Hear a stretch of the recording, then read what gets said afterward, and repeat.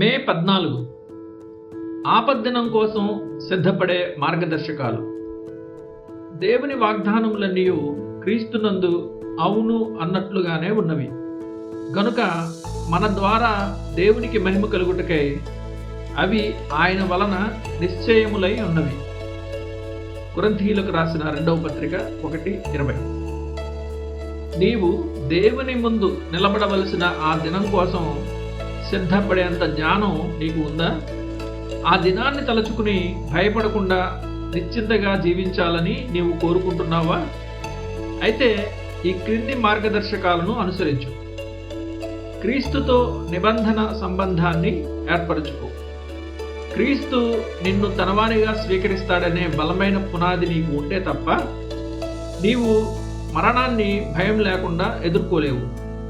పరలోక వారసులు దేవునితో నిబంధన కలిగిన ప్రజలు. ఈ నిబంధన సంబంధంలోకి నీవు ఎలా ప్రవేశిస్తావు? పాపంతో నీకున్న ఒప్పందాన్ని తెంచుకోవడం ద్వారానే అది సాధ్యం. స్వభావరీత్యా నీవు పాపానికి సాతానుకు బానిసగా ఉన్నావు.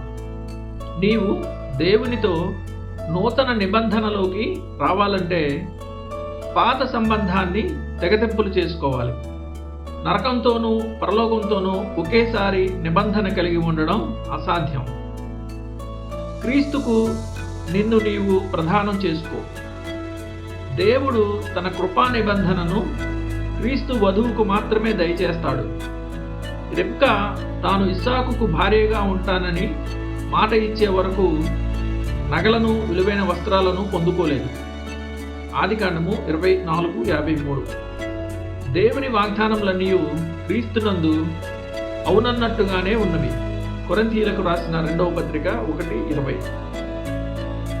నీవు క్రీస్తును అంగీకరించినప్పుడు ఆయనతో పాటు వాగ్దానాలను కూడా పొందుకుంటావు. చెట్టు ఎవరిదో ఆ చెట్టుకు కాసే ఫలాలన్నీ వారివే కదా. క్రీస్తు తన వధువుగా స్వీకరించే ప్రతి ఆత్మలో ఏ లక్షణాలైతే ఉండాలని ఆశిస్తాడో అవి నీలో ఉన్నాయో లేదో సరిచూసుకో. క్రీస్తును నీవు హృదయపూర్వకంగా ప్రేమిస్తున్నావా అని ఆలోచించు. ఆత్మీయ పరిపూర్ణత కలిగిన క్రీస్తు స్వరూపాన్ని పదే పదే ప్రేమతో దర్శించు. ఆయన పరిశుద్ధ స్వభావం, పరిపూర్ణ కృప నీలో ఆయన పట్ల ఆరాటాన్ని కలిగిస్తున్నాయా?